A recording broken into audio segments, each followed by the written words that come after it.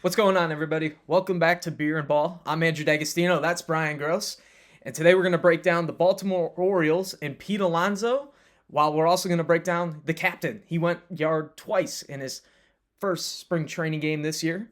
And we're going to break down Rhys Hoskins, and we're going to jump right into it. So, Brian, Rhys Hoskins yesterday signed a 1 year, $1.5 million deal with the Cleveland Guardians, a minor league contract. What were your initial thoughts on that signing for the Guardians? I think it's exactly what they need. Whether he's playing outfield, kind of, I'm thinking platooning with Manzardo. But I could see him getting 120, 130 games, but that's kind of for the season too if he stays healthy. But for the most part, that's exactly what they needed. They need a right-handed thumper. It's okay if we get some strikeouts in that position. We need a guy that can put the ball in the stands over that kind of like 20, 15-foot left field fence. So I think it's a perfect signing. I also think it's a guy too that brings in a veteran bat to the clubhouse. We're a team that calls up a ton of rookies, which I do love. We love letting the boys play. However, it's kind of nice to have a couple guys that have been there before, especially playing in big games.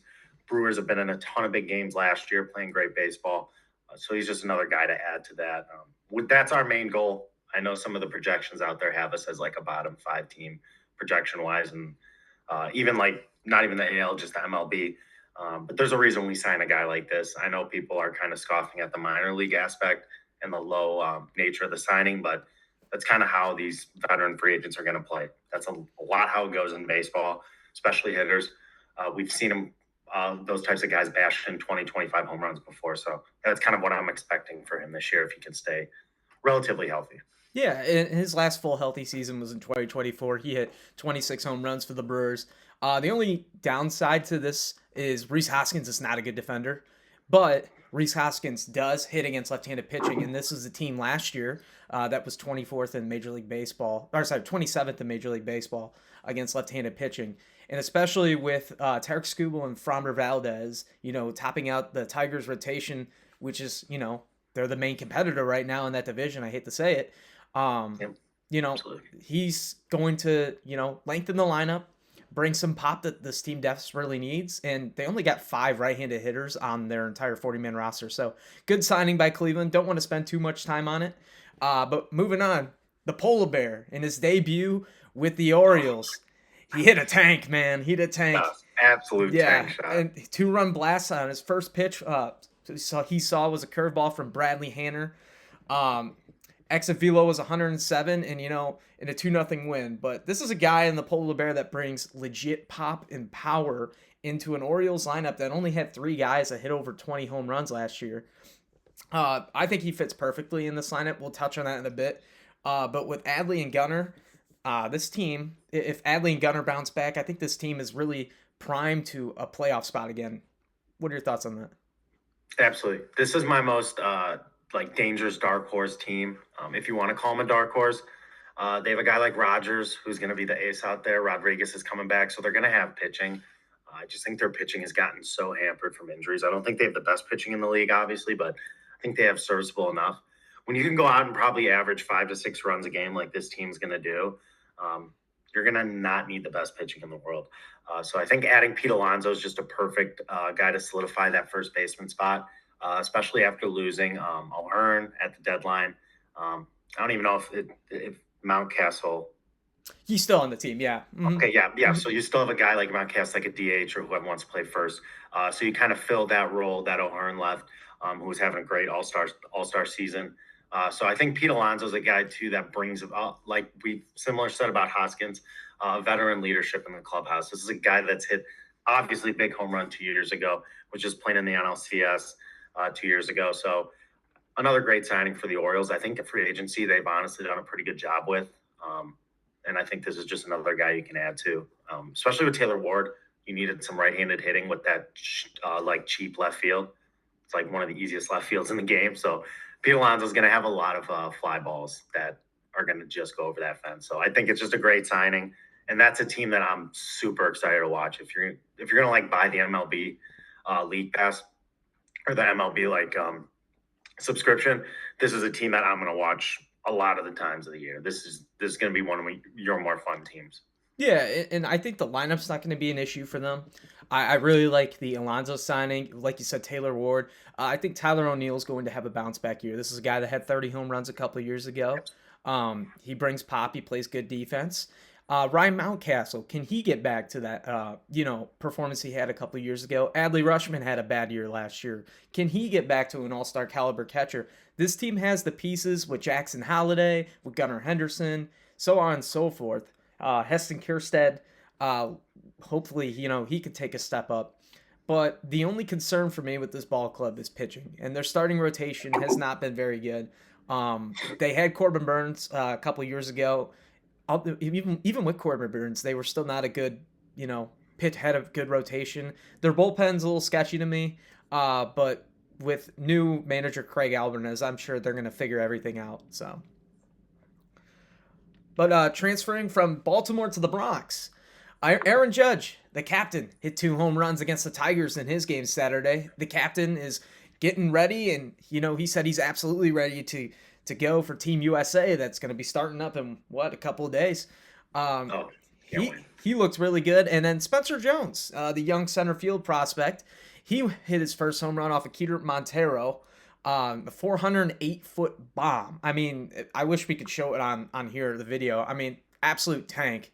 I also saw people were comparing him to Ohtani because he made swing changes, his mechanics. If you want to look up, just have a good laugh, because Yankee fans they're kind of delusional sometimes. But again, this is a loaded lineup. They kind of just ran it back. But what are your thoughts on the Yankees this year? I think it's just another juggernaut year for them. Didn't really lose much of anything. Kind of just added to kind of just not even added, just really try to get healthy again. If they can, I saw Giancarlo's like a little less weight on him.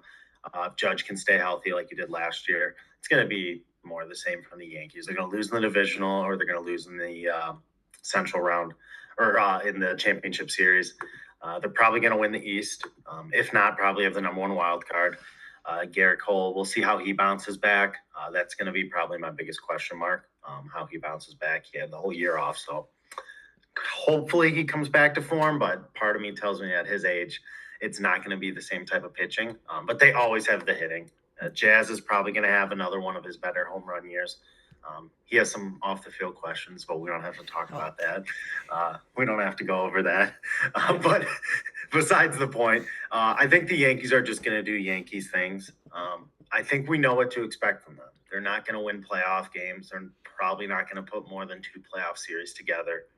But they're still going to be close to an 101 team every year. Yeah, and this is a team that I think that they had the best offense in baseball last year, one of the best outfields in baseball, with Trent Grisham taking that level up last year. My question is can he sustain that? I don't really know. But Judge is back, obviously, but Cody Bellinger's back, which was a big part of their team last year. My issue is they're just kind of running it back and not filling in the holes. Shortstop's a big issue for them. I know they like Jose Calderero, but Anthony Volpe is a liability out there. He is not a very good baseball player in like how I see the game. But I do like their rotation. I like Ryan Weathers, who they picked up from the Miami Marlins. I like Garrett Cole. I think Garrett Cole, if he comes back and he can have ace quality stuff and back up Max Fried, and if Carlos Rodon could continue what he did last year, the Yankees are destined to win, 90-plus games like they usually are, make a run at the division. If you do show up, though, and not to cut you off, Andrew, but go back to your question real quick after this, but that's a good point. If you do put up a healthy Fried, Rodon, and Cole, I mean, that's going to be, again, a top AL team. So that health with the pitching is going to determine so much, like it does with most teams in its baseball. It's 162 games. But especially with them, they're one of the few teams that can compete with the Dodgers, right? So if they can come in fresh with those guys pitching at their best, I know we hate to say it as Tribe fans, but they're gonna probably contend for probably a World Series this year if they can stay healthy. Yeah, they're like the Ohio State football of baseball, except they have more success, obviously. They're going to always be good. They're always going to be in playoff or World Series contention every year. I do have a question for you with, Spencer Jones going yard and, maybe showing signs of life with his new adjustments, working with Teacher Man, Aaron Judge's hitting coach. Do you think Spencer Jones has a shot to make the opening day roster, or is he locked out with this outfield? I opening day tough.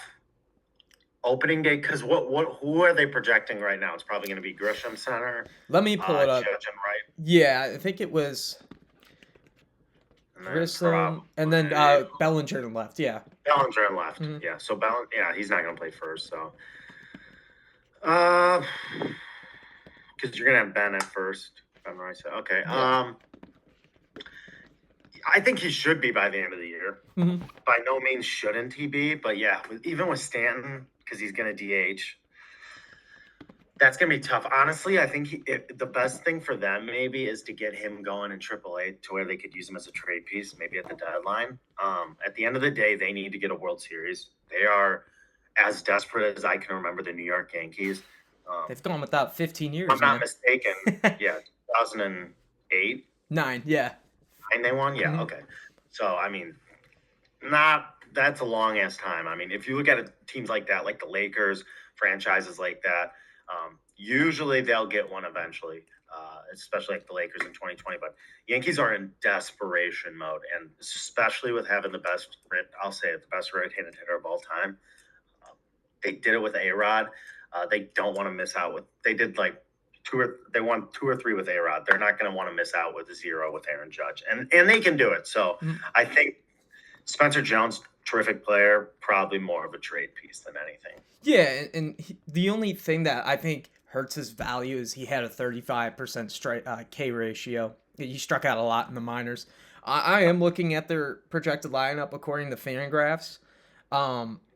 There's not a lot of like spots for him really, because Oswaldo Cabrera is going to be that utility guy. You have Trent Grisham, like we said, Aaron Judge. Giancarlo Stanton's going to be the everyday DH. If Ben Rice is going to continue to, Ben Rice is going to do Ben Rice things. I think he's a very good ball player. He's either going to catch or he's going to play first base. Absolutely. There's really no spots for him on this roster as it stands today. Obviously, things can change. We know baseball. Injuries happen, but I agree. I think he's a trade piece.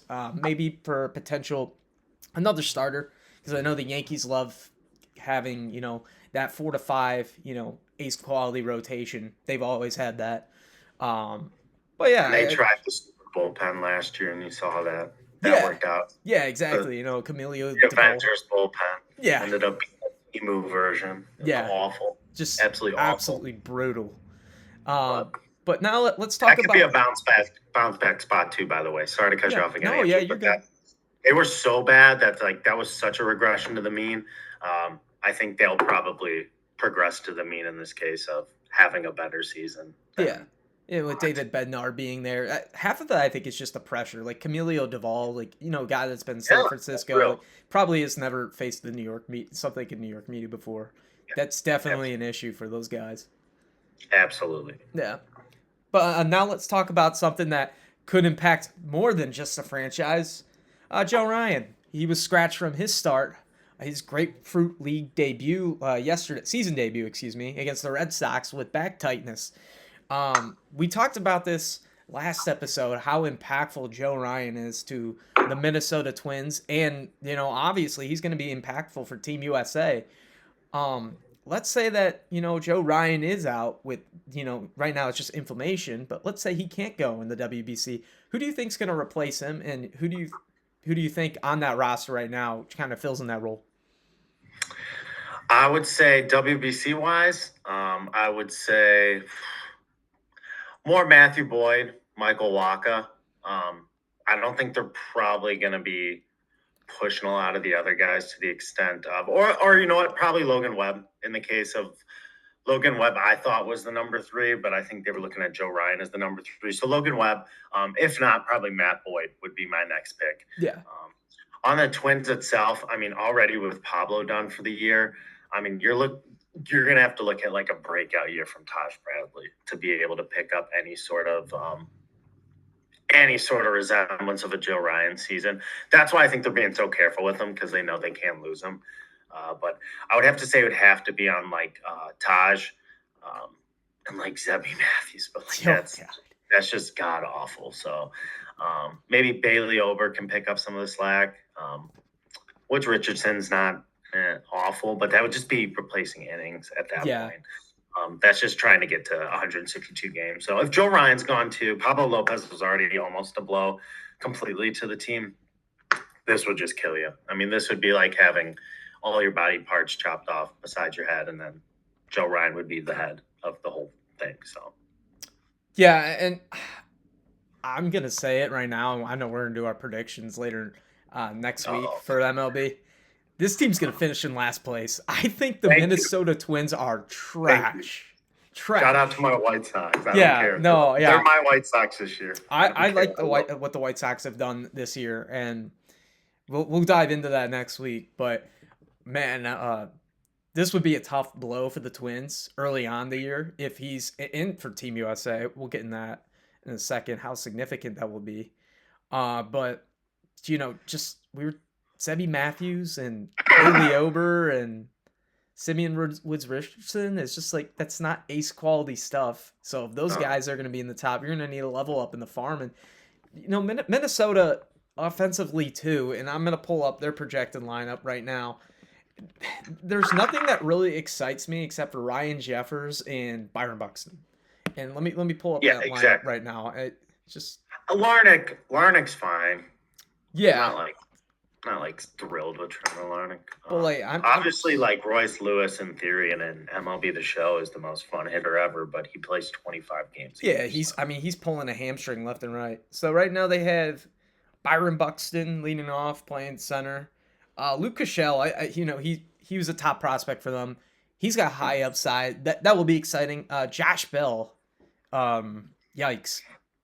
That's all I have to say. Yikes. You had a decent year last year for the Nationals, but you can't depend on Josh Bell to be an everyday first baseman. We saw it on our team.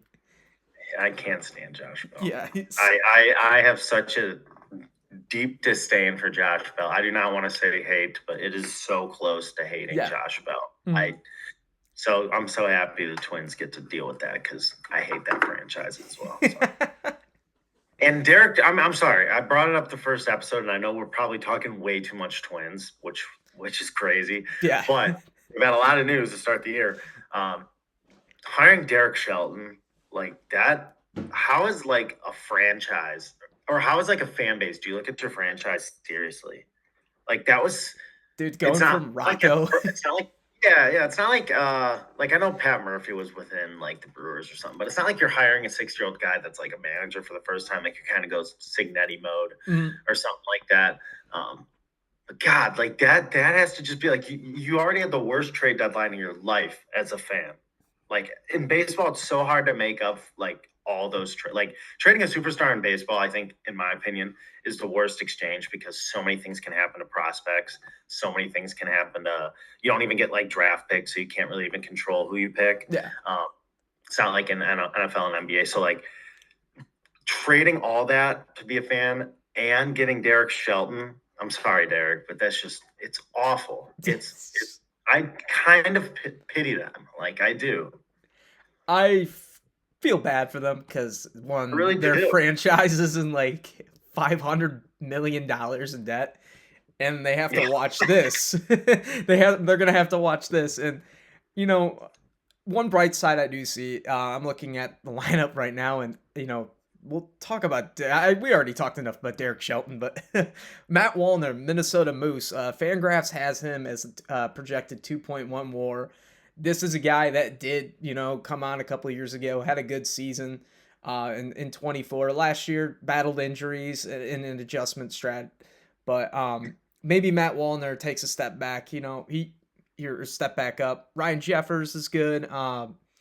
Victor Caratini, I think, is an interesting piece because he's not a bad baseball player. I would say he's pretty good as a catcher. They need more of those. Yeah. They need more of solid baseball players. They just have really good or terrible players. They need more in the middle. Yeah, and he's a guy that they're probably just going to trade coming towards the deadline. James Outman is just god-awful. He's on the team. Austin Martin, don't really know.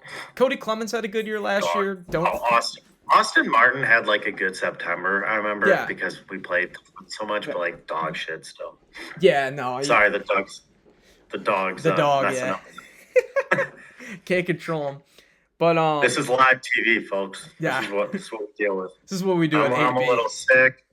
We got the dog in the background Yeah, hell trying to yeah. hook the headphones up. But Yeah, but I don't know, man. I think we talked enough Twins, and yeah, let's move on. let's man. move on. It's just too much Twins. No, yeah. I feel depressed just talking Yeah, about no, it. I was just like, the Joe Ryan segment was great and all, but when you talk too much Twins, we even get depressed.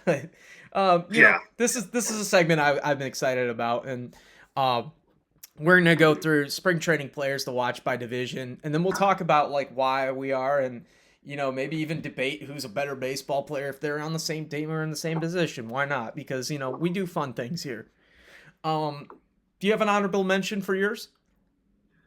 For which one? I'm sorry about that. I cut out for a second. Oh, you're good.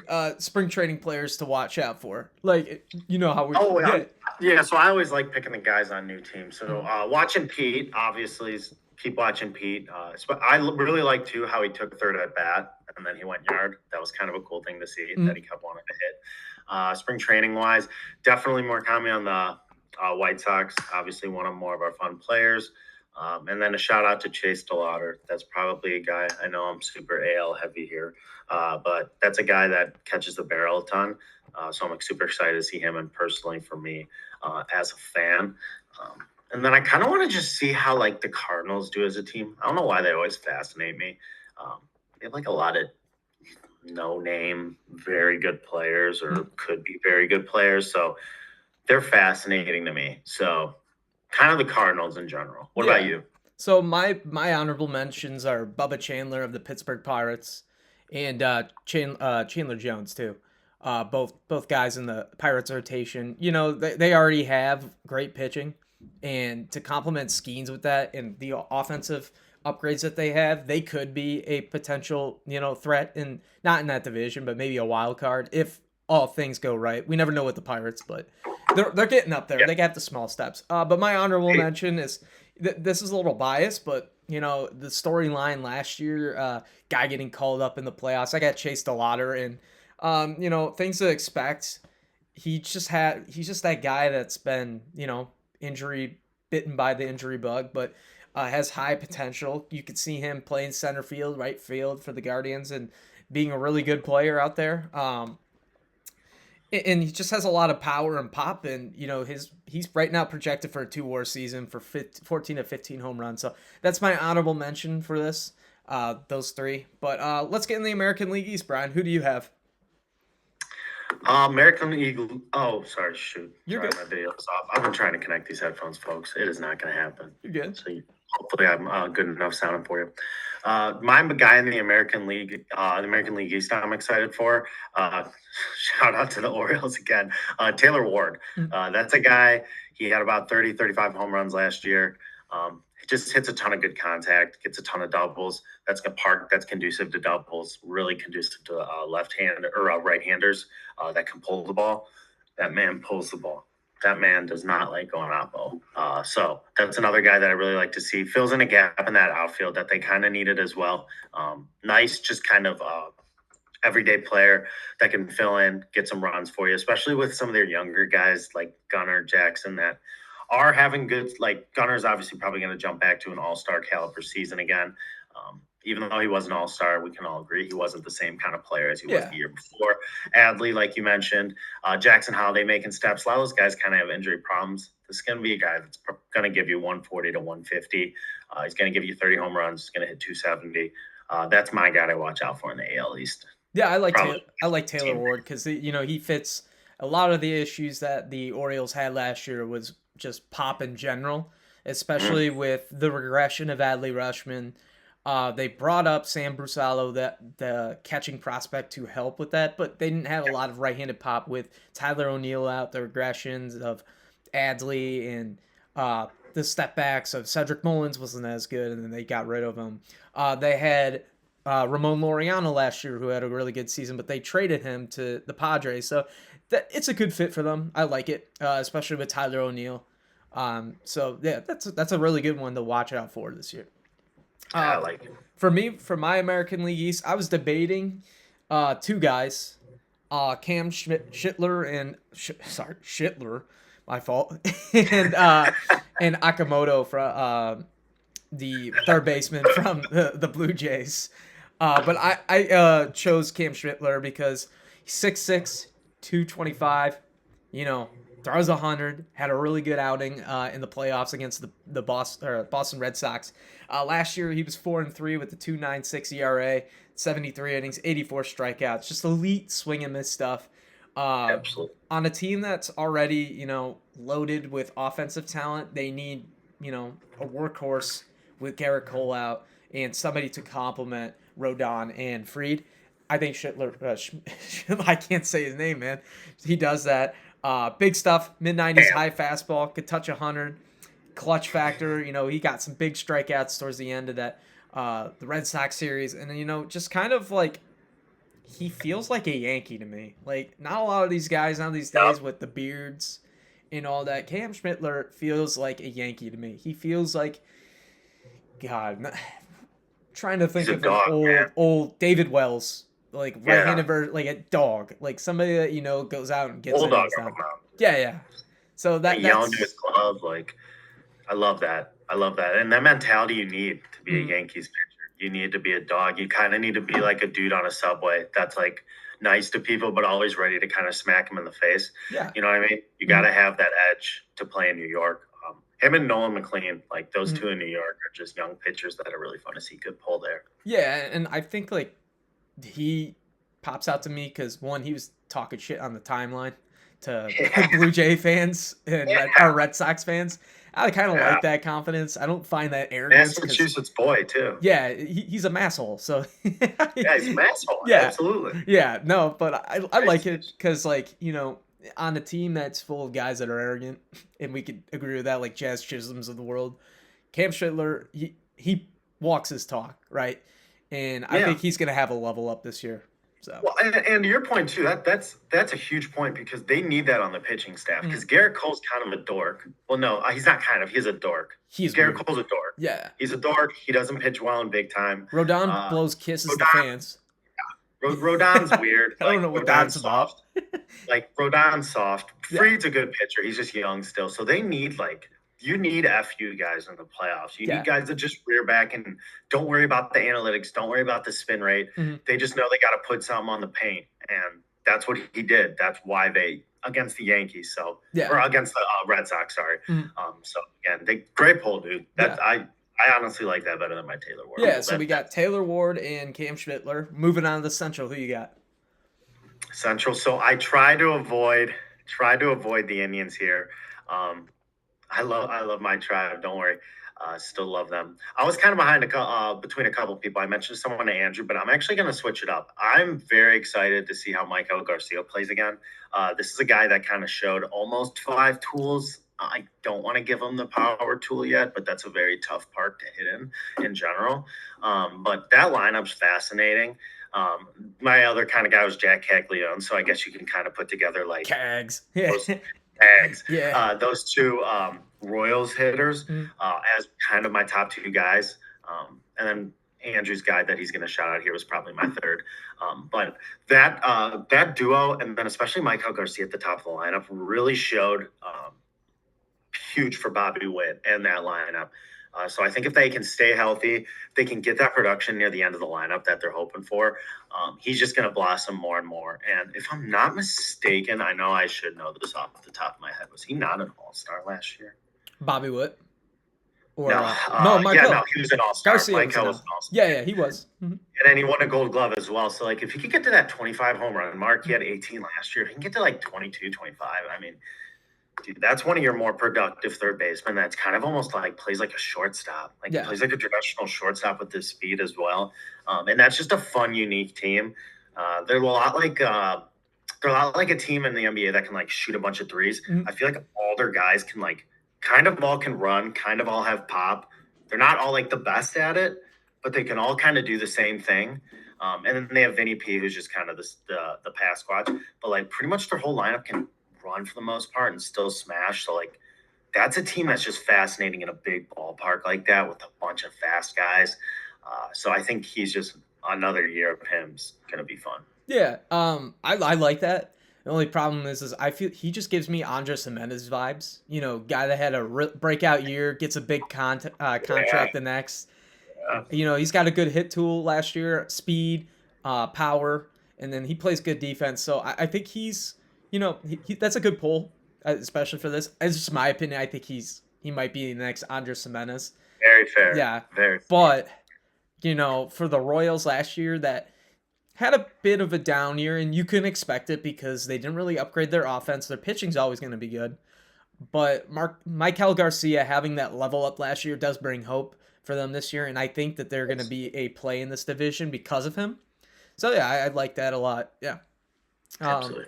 so I got Munetaka Murakami, not because of the news in general, just because I watched the first game he played against the Cubs and he hit two balls over 100 miles an hour and almost went deep.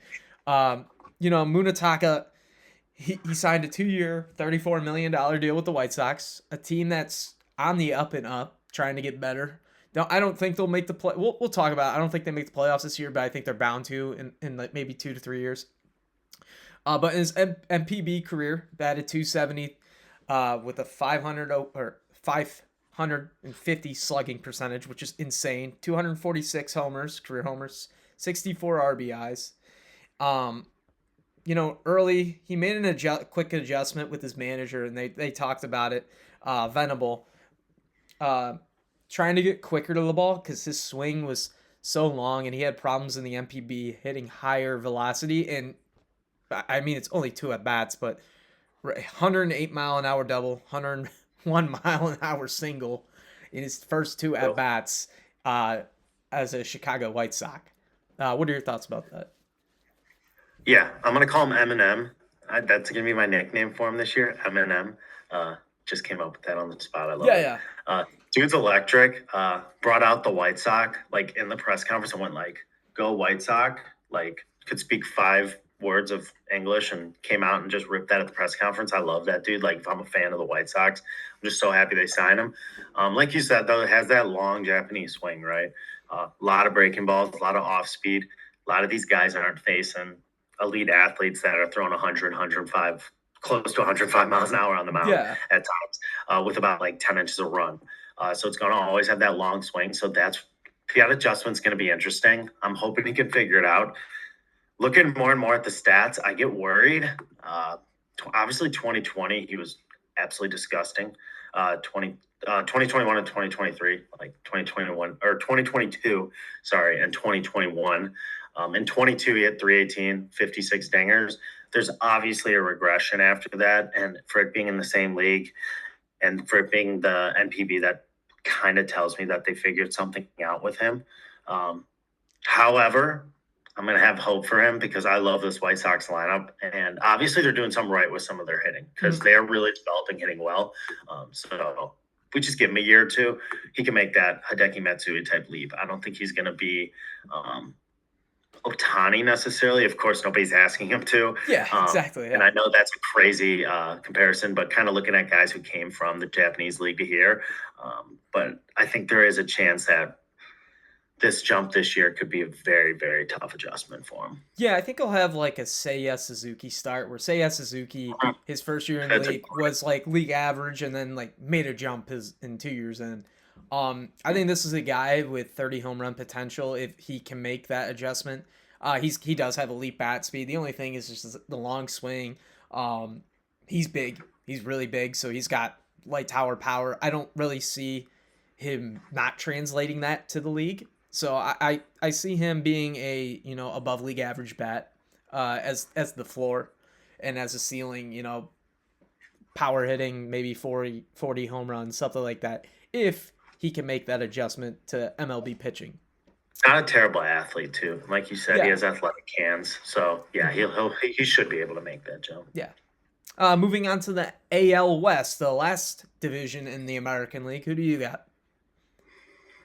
For me, there's a ton of fun teams to look at. Obviously, you look at like the Angels, kind of were like up and down like crazy the past couple of years. I want to see what Cal Raleigh does again. I know that's not really a crazy pick. I want to see if he can replicate what he did this past year. 50-some home runs as a switch hitting catcher is Mickey Mantle shit. I never thought I'd see that in my life. And we basically saw Mickey Mantle reincarnated, maybe for just a year, though. So I want to see if he'll be able to put up the same catching production on both sides, behind the plate and at the plate. So in that Mariners team, I'm just excited to see them bounce back. I think they're probably the number one contender in the AL, in my opinion. But Cal Raleigh's my guy for me. I just want to see if he can do this type of season again. Yeah, and one thing is catching is probably one of the hardest things to do in sports. It's like being a goalie. Absolutely. Shout out the U.S. goalie yesterday. Hello, Insane. Yeah. But right now, I don't actually I think this is a good pick for you because just in general, that was historic. We might not ever see that again. So your thought process of saying, hey, I kind of want to see if he does it again. That's fair enough because catching is so hard in Major League Baseball, and you see catchers offensively throughout the years has gone down. Absolutely. Right now, Fangraphs projections. Last year, he hit 60 home runs with a 247 average, and he slugged 589. They have him, it's significant drop off. 40 homers, so that's 20 under, batting 230, and then slugging 493. So basically, Fangraphs is projecting him to have not really a level up, kind of a downgrade of what he had historically last year. Yes. Still a good year. 40 home runs from a catcher, you're not going to see that a lot. What's his batting average? 230. Projection? So last year was 247. Yeah. I think we could see a higher average and maybe less home runs, just out of the. If you ever hear Ken Griffey talk about it, just trying to hit doubles and they turn into home runs, I feel like maybe just the laws of averages in baseball. But to his credit though, dude, he hits so many home runs on both sides of the plate. He does. It's not like you're gonna be able to ice him out. In a hard park to hit in too, because pitchers there, the sun is. They literally complain about the hitters complain about the sun going through the batter's eyes, not big enough. So that's why the offensive production is so low there. But to hit 60 home runs at T-Mobile Park, half of them at T-Mobile Park is just insane. As a catcher, yeah. And as a switch hitting catcher. And plus to Cal Raleigh's point, and this is why I'm so excited to see him too. I think once you hit 40 home runs as a catcher, you get that badge of they will try to switch me to a DH or a first baseman in the next couple of years. Yeah. So I just don't see a way he's going to be catching for more than 2 more years, 3 more years tops. I know that's going to suck for the game, but when you have that type of bat, if he can do this again, that's kind of where I'm so interested in this year.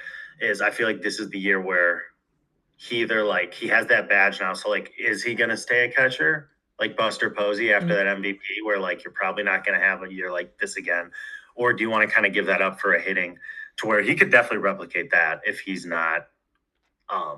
Has the wear and tear of catching, if that makes sense. Absolutely, yeah. No, I could totally see it because wear and tear in catching is, you can kind of see with these guys like Wilson Contreras, catching for a long time. He's 33, 34, now first baseman. So Cal Raleigh's going to get up there in his age. He's still pretty young for a catcher, but eventually they're going to move him to first base because of the How many workload. tipped balls do you see in games that bounce off a hand, dude? It just 10, 12 of them, a lot, yeah.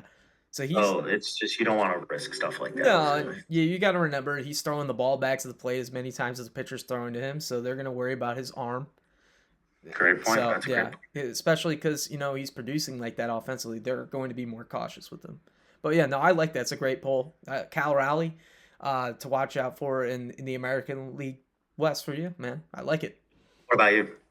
I got Joe Adell, and Joe Adell last year, Joe Adell, former number 10 overall pick, former top 100 prospect, was pretty much a bust. I've followed him since, he's been in the minors because I've always liked him and I want him in Cleveland. But last year, Joe Adell hit 236 with an OPS of 778 and 37 home runs, which was 9th in Major League Baseball last year. Crazy, dude. Yeah. So he's playing center for them. Right now, he just, he strikes out a lot. So I wonder if he'll we need the K rate to go down a little bit. But with Taylor Yeah. Ward being traded, Josh Lowe coming over, uh, they're putting Trout back in the center. That's what they're saying. But this is going to be a big year for Joe Adell. Whether he gets traded or whether he's going to be playing the corners, he had a great enough year last year that he's going to have some value wherever he goes, whether it's staying at the Angels, whether it is getting traded to, let's say, the Rangers or something like that. The Probably guards. not doing it in, yeah, the guards, hopefully. But with the adjustments and the momentum he has, I just see Joe Adell having another leap. Kind of what Jerkson Profar is doing right now. I see what Joe Adell is gonna do. Yeah, yeah, similar stats with him too. Mm-hmm. That's a guy like, and I think they showed the confidence they have in him, and they want him to grow, not letting not kind of chasing Taylor Ward. Um, that whole situation kind of showed me that they're ready to go with Joe Adell. Somebody that obviously they want him. He had a solid year the year before, 20 and 15. I'd like to see him steal more bases. Yeah, only That's 5. probably just from probably just from not hitting a lot of singles, to be honest. He's probably going to be legging out a lot of doubles, and he hits the ball so fucking hard.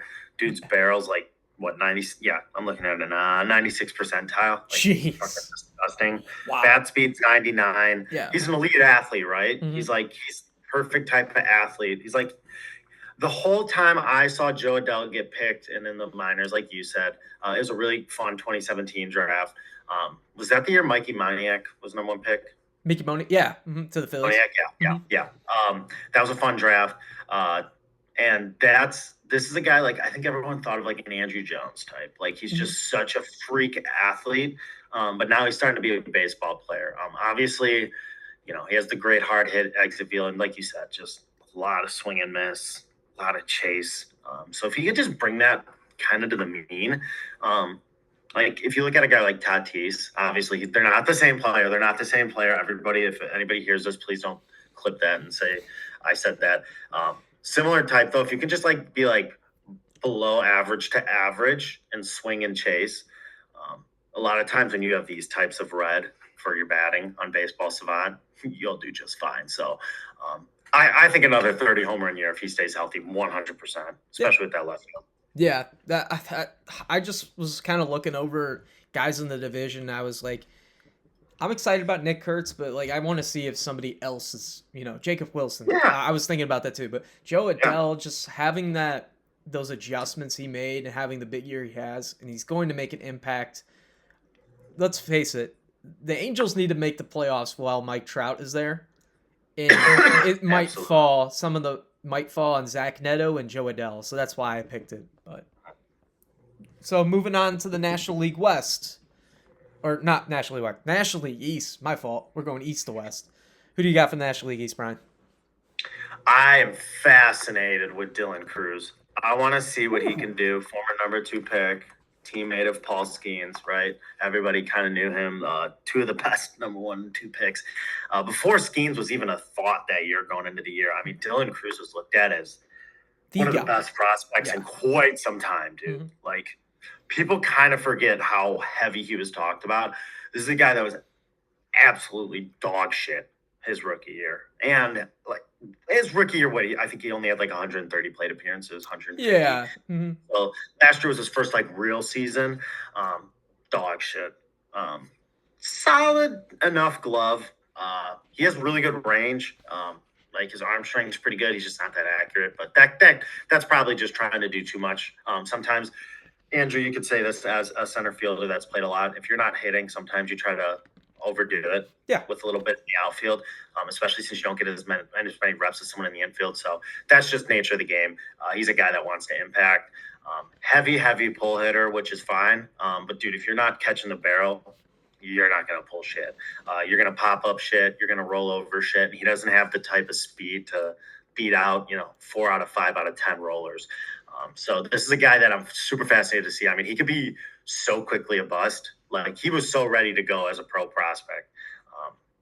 This Nationals team has guys like James Wood, CJ Abrams, to where if he can get to that level where they expected, I mean, this dude's a 5-tool player. So I'm fascinated with Dylan Cruz. I don't think he's going to be good at all. I'm not hating on him. I hope he proves me wrong. I'd love to be proven wrong. Doesn't affect me and my team, so I definitely root for him to be good. I'm just fascinated with how elementary his game looked at the highest level last year. And he's only 23 years old. This is a guy, Yes. he had a lot of hype going into the draft in general. He moved up really fast in the minor leagues. I think that might have been a problem. He doesn't look major league ready to me even when he first came up. But I don't think it's anything mechanically. It really looks like it's just timing and adjustment based. They're going after him with a lot of fastballs and off speed, like fastball changing his eye level, and he's not really adjusting to that as well.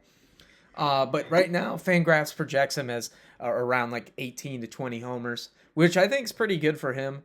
Yeah. Especially with 20 out of him. Dylan Lyle breaking out a little bit coming up, and Jacob Young just being that defensive guy.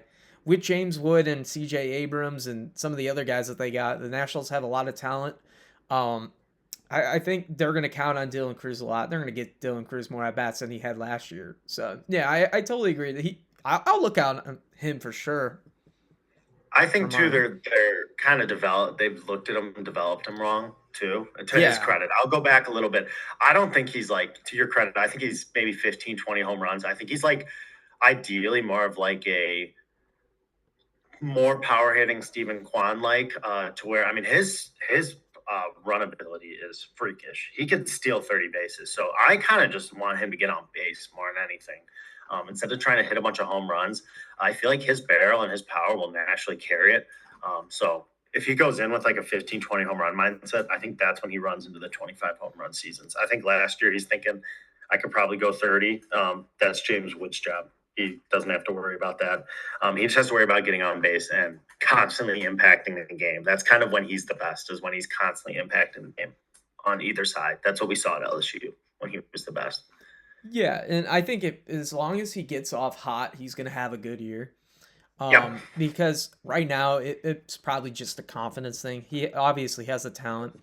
He's shown flashes that he can be a good ball player, and I think it's all of a mental struggle because I was just looking right now that even though the beat writers were saying like this is not the Dylan Cruz we know, and that kind of tells me if that's coming from the organization that he's making some changes right now, whether that is adding more muscle, I just don't really his swing. He already changed it a little bit. Mechanically sound, it looks fine to me.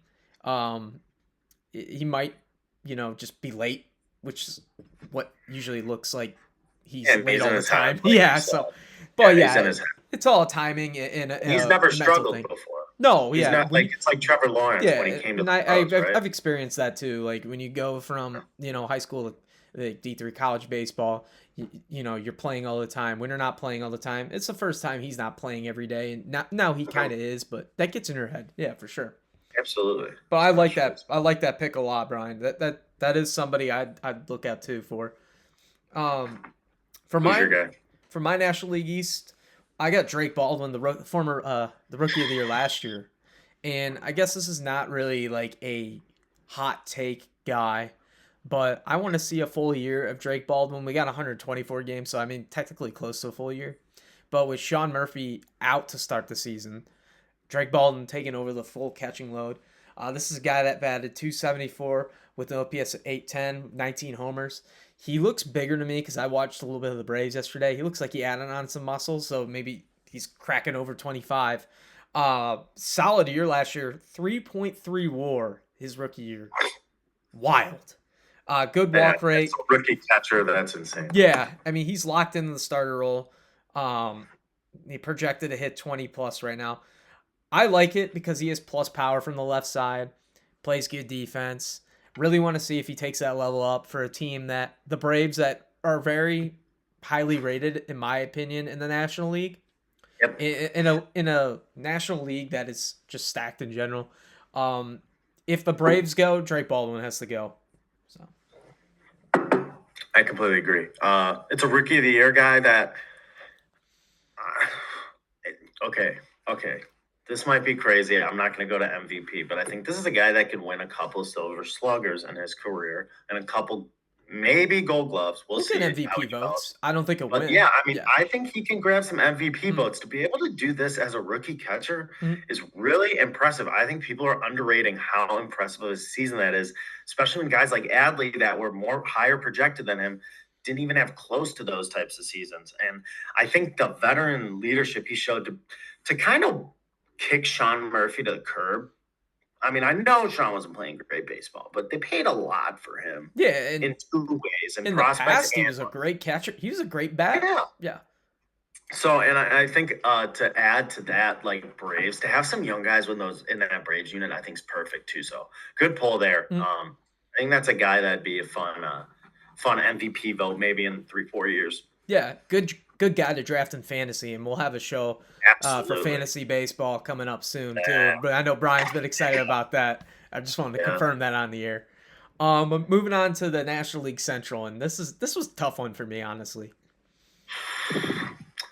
So there's a lot of guys. I'm gonna go with a guy that was projected maybe as the top pick that was about to go to the Indians, but ended up sliding all the way to 8th. I'm gonna go with JJ Weatherholt Ooh, okay. from the Cardinals. Yeah. I believe he's projected to be up this year. I know he hasn't touched the MLB field yet. I believe he's projected to start this year. If not, he'll probably be up by May or June. This is a guy that's not a big dude, but a very, very good baseball player. I think a lot like a Bazana, where you're going to see him on the field. He's not going to overwhelm you like a Jose. He's not going to overwhelm you, but you'll see it in his game. He just plays.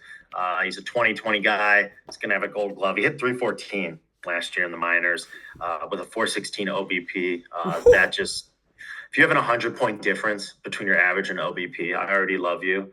And this is a guy that he just wants to ball. Like a lot of these young kids just like to ball. And I appreciate that coming back in the MLB. I feel like a lot of guys in the MLB didn't like baseball for a while. Anthony I think that's Rendon. why the game is, I think, yeah, literally. And I think that's why you see basketball hurting and other sports, because I don't think guys care about the sport. I think baseball, the love of the game is coming back. It's all about playing with your boys, just kind of being stupid and playing with your boys in the dirt.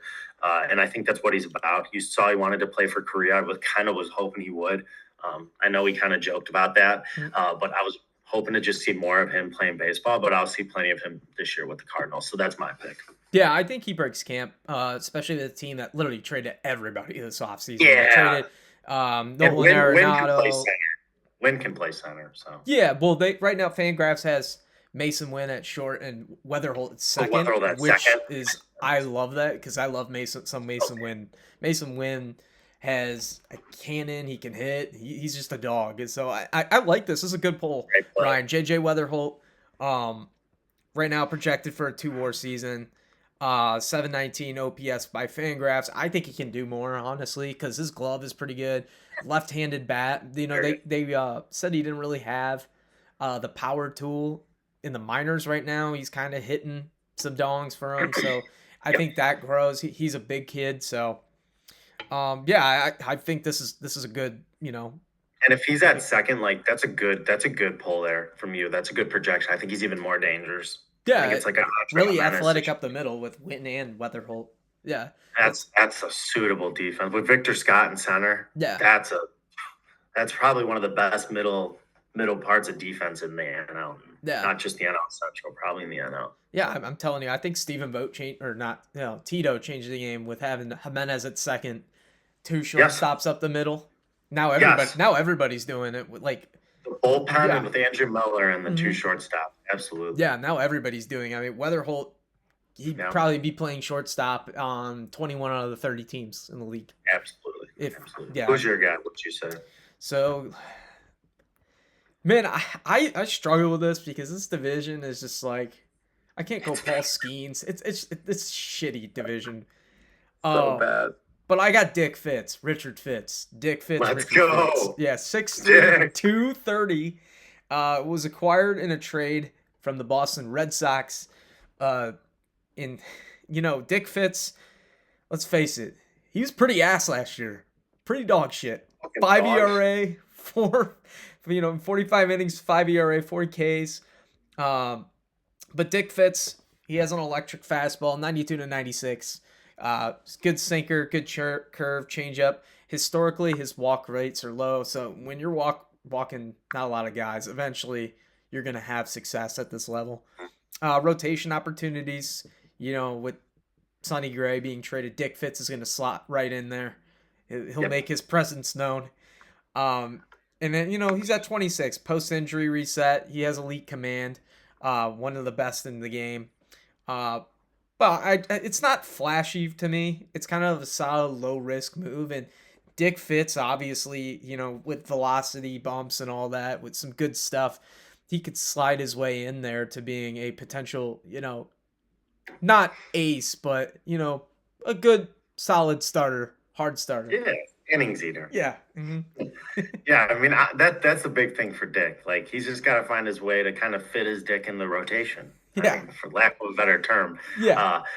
Like the guy's not impressive for any means. But to his credit, to go from the St. Louis Car, I don't even know who their pitching coach is off the top of my head. To go to their pitching staff though, from Andrew Bailey running the Boston Red Sox pitching staff, who is just the dumbest motherfucker on the face of the planet. God, pitching. man. Who just throws like 60% off speed. I lost brain cells watching that documentary. I don't understand that dude's theory at all. And Craig Breslow's an idiot. But yeah, sorry, Red Sox fans. I don't like you guys anyway, so I don't really feel bad for you. But yeah, this is just kind of a fun one for sure. But he's only 26, so definitely can still do something. And in a good opportunity, like you said. And this is an organization that is just good at developing players in general. And I think Dick fits in that role. Potentially, having a breakout year. He has some good stuff on a really bad team that's probably going to win like 75 games. Division. In a bad division, yeah. So, I mean... Might get 5 or 6, outings in that division, so... Yeah, exactly. But we got our last division, the NL West. You got anybody for us? Yeah, there's obviously a couple teams. We're not touching the Dodgers. That's just boring. Obviously, everyone loves the Dodgers. Be excited about fucking everybody on that team. Yeah. I love Yamo and those guys, but D-backs, I kind of like going through each team. So, like, the D-backs, I kind of like, too, as, like, an Orioles-type candidate. Padres are going to be the Padres. They're going to win 90-something games. Giants are going to win 82. I am so fucking fascinated to see if Zac Veen's actually going to last the whole season without getting on the drug banned list for the Colorado Rockies. That is my pick. I am so fucking curious if he's actually, like, no way dude put on 45 pounds of muscle being sober. Like, brother, there's not he must have been doing X and, like, bars of Xanax every single night. Dude, he had to be working out with C-Bomb. Like he must have been doing coke every night. Like, I mean, he looks great. Don't get me wrong. He looks like Superman out there. Yeah. And he's a good player. Like, I'm curious to see within that lineup, like, if he's gonna hit a bunch of home runs or whatever. But I don't think he's gonna last the whole year. Like, if Jurickson Profar's getting busted for steroids, and that dude's smaller than me, like, there's no way Zac Veen's lasting. So, kind of like, this is my Dick Fitz. This is kind of just my fun one. Yeah. I'm very curious to see if he lasts, and then kind of what kind of player he is. Because he was like a speed center fielder type guy. He's going to have to hit home runs now because he put on fucking... Dude, he has a good swing. Like, I liked him coming really up in the swing. minors. Smooth like, swing. Yeah, he's just like, 40 pounds, he said? I thought it was like... What was he went it? From, I saw 205 to 245. I'll look it up again, but I saw it like 40 fucking pounds. Dude, like crazy. So there's no way you could do that on a calorie deficit in like 4 months. Is that even possible? Like, naturally? You're a trainer, you know. That's where I'm like, I don't think that's where I'm curious if he's going to last the whole year. Yeah, I'm going to find that while you find your... Who's your guy? I'll come back with the stats here. So shout out Gia Girardi. I'm having another Colorado Rocky, so shout out Gia Girardi. Sorry. Hunter Goodman is who I got. Had a really good year last year for the Rockies. This is a team that's going to be just fucking ass. But, there's some bright sides. They got some bats, like always. Slash 278, OPS of 843, 120 OPS plus. In a ballpark that inflates your numbers. And he's already solidified himself as a top 5 catcher after his rookie year. had an all-star year, 3.4 WAR, good framing, power potential, monster, probably going to hit 35 home runs to 40 home runs in his career at Coors Field. And it's just like, as from just being a prospect that struggled a lot in the minors to, all-star silver slugger. That's just a good storyline to me. So that's why I picked Hunter Goodman. Yep. In a real all-star, right? I know sometimes like when all teams have to get an all-star, you kind of have these bullshit guys like Sean Smith last year. Or was it? Yeah, it was Smith, right? For the White Sox. Yeah, Shane Smith. And was it Mr. Yeah, I can't. Then he had Shane Smith. Then he had the Miz. The Miz who pitched 8 games, made the all-star team. Like, what? Yep. Yeah. And then, but like a guy like Hunter Goodman really deserved it. It's a good, I respect the dudes that grinded out on shitty teams like that, like Ketel Marte before the Diamondbacks were good. Yeah. I respect guys like that. By the way, Zac Veen, 202 last year, 245 now. So definitely on juice. Bro, yeah. We'll see how long that lasts. His ass. They're not making the postseason. So like, kind of honestly, I love this move. Just try to get paid next year or in the future. And just who cares? You're not going to make the postseason anyway as the Rockies. So who cares if you get suspended?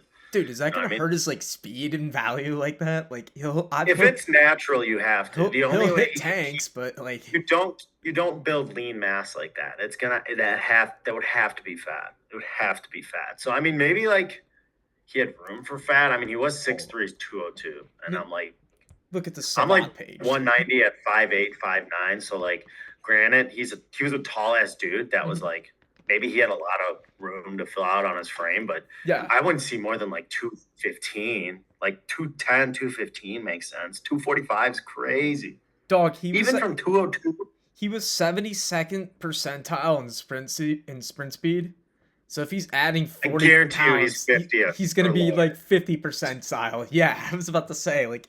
This is your indicator. This is your indicator, MLB fans. Look at the first 50 games he plays. If he stays at that sprint speed, he will get busted for drugs. If he is in 50th or lower, then it's real, because then that's real mass that he added.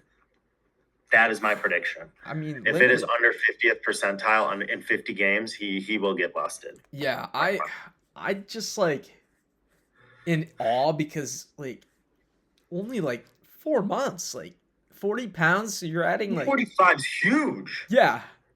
So there must be fat. There's no way that's like 100% lean. Has to be fat too. And his neck's like thick. I don't know. So we'll see. Yeah. His neck's thick. Okay, consistency, man. Consistency. Shout out Orande. Yeah. Bicep curls. Yeah. Well, that's all that we have for you guys today. Like and subscribe. Follow us on Twitter, TikTok, all the sort of stuff. And we'll see you guys tomorrow when we break down WBC pools. That will be out tomorrow. So we'll see you guys. Thank you for tuning in. See you guys. Have a good night.